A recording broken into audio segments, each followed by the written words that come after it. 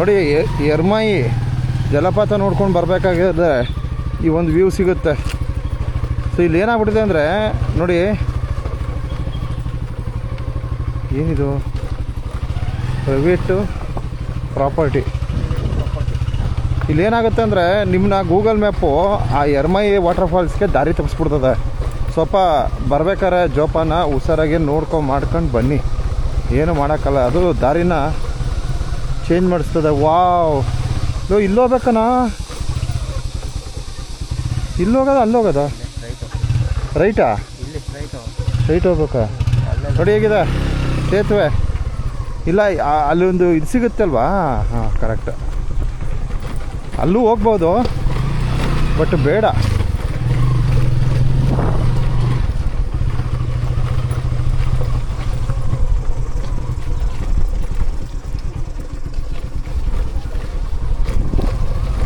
ನಾನು ಬರಬೇಕಾದ್ರೆ ಬೇರೆ ರೂಟಲ್ಲಿ ಹೋದೆ.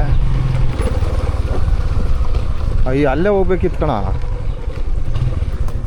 ಇಲ್ಲೂ ಹೋಗ್ಬೋದು. ಯಾಕೆ ಅಚ್ಚುಕಟ್ಟಾಗೆ ಬ್ರಿಡ್ಜ್ ದಾಟ್ಬೋದಿತ್ತಲ್ಲ, ಅಂದರೆ ನಮ್ಗೆ ಗೊತ್ತಿಲ್ವಲ್ಲ ಬಾ, ನಾವೇನು ಮಾಡೋದು.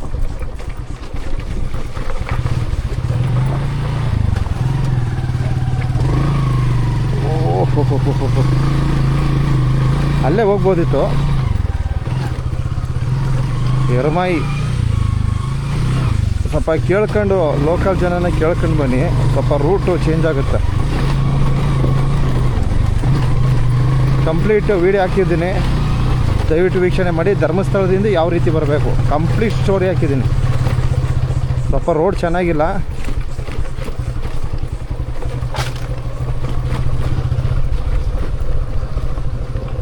ಓಹೋ ಹೋ ಹೋ ಹೋ, ಇದು ಯಾವುದು ಅರಣ್ಯ ಪ್ರದೇಶನೇ ಗುರು ಇದು.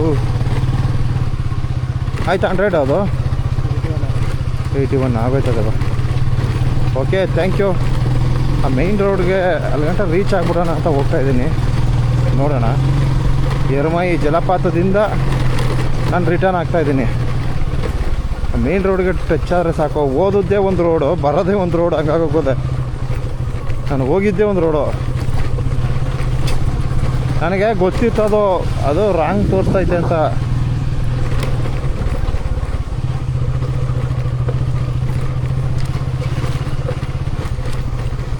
ನನಗೆ ಮೇಯ್ನ್ ರೋಡ್ ಸಿಕ್ಕಿದ್ರೆ ಸಾಕು. ಅಲ್ಲೊಂದು ಶಿವನ ಪ್ರತಿಮೆ ಇದೆ, ಅದು ಸಿಗಬೇಕು.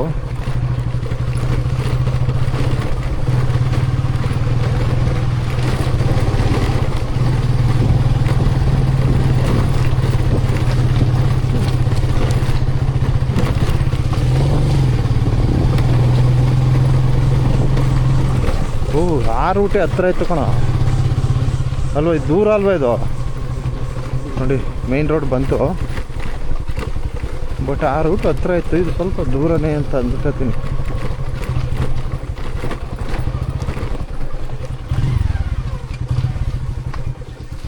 ಏನು ಹಾಕಿದ್ದಾರೆ?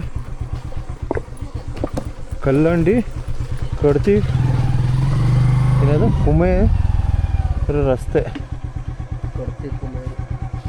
ಅಲ್ಲಪ್ಪ. ಇಲ್ಲಿ ಎರ್ಮಾಯಿ ವಾಟರ್ ಜಲಪಾತಕ್ಕೆ ಅಂದ್ಬಿಟ್ಟು ಒಂದು ಏನೋ ಬೋರ್ಡ್ ಹಾಕ್ಬಾರ್ದ ಇಲ್ಲಿ. ಅದೇ ನಾವೆಲ್ಲೋದದ್ದು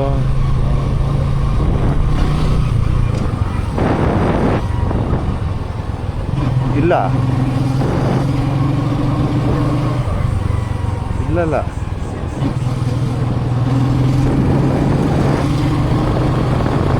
ನಾವು ಬೇರೆ ಮಾರ್ಗ ಹೋದ್ವಿ.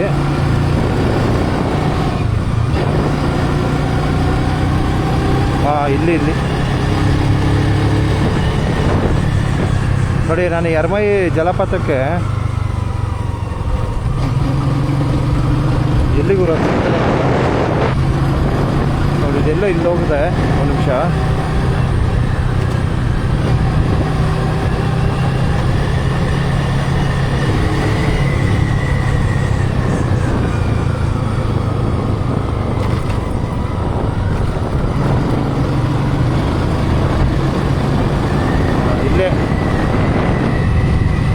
ನೋಡಿ ಇಲ್ಲಿ ಹೋಗ್ತೀನಿ, ಇಲ್ಲಿ ಹೋಗಿ ಅಲ್ಲಿ ಬಳಸ್ಕೊಂಬಂದಿದ್ದೀನಿ.